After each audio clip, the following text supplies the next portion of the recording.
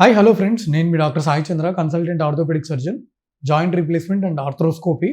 So ఈ వీడియోలో మనం చాలా కామన్గా అడిగే డౌట్ ఏంటంటే పేషెంట్స్, సార్ నేను ఎక్కువగా నడిస్తే నాకు మోకాలు ఏమైనా అరిగిపోతాయా అని.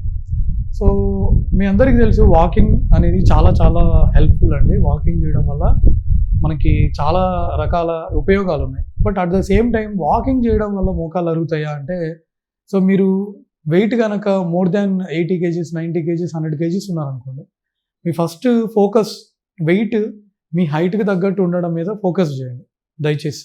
ఎందుకంటే వెయిట్ కంట్రోల్ చేసుకోవడం అనేది చాలా ఇంపార్టెంట్ అండి.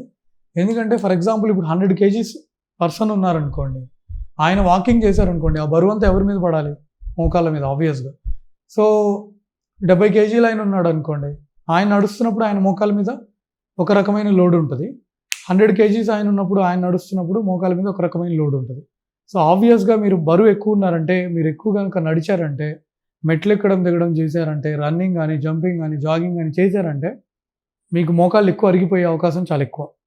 సో లిమిటెడ్గా నడవండి, లిమిటెడ్గా వాకింగ్ చేయండి. వాకింగ్ చేయొద్దని అనడం లేదండి, లిమిటెడ్గా వాకింగ్ చేయండి. అంటే మీరు ఎంత దూరం కంఫర్టబుల్గా నడుస్తారో అంత దూరం నడవండి. దానికి స్పెషల్గా 1 కిలోమీటర్ 2 కిలోమీటర్లు అనేం లేదు. At the same time weight తగ్గడం మీద మీరు ఎక్కువగా ఫోకస్ చేయండి. అంటే హెల్తీ ఫుడ్ తీసుకోండి, బ్యాలెన్స్డ్ డైట్ తీసుకోండి, ఫ్యాట్స్ ఆయిల్స్ కొంచెం తగ్గించి యాడిక్వేట్ అమౌంట్ ఆఫ్ ప్రోటీన్ తీసుకొని. చాలామంది ఏంటంటే ఫుడ్ క్రేవింగ్స్ ఆపుకోలేరు.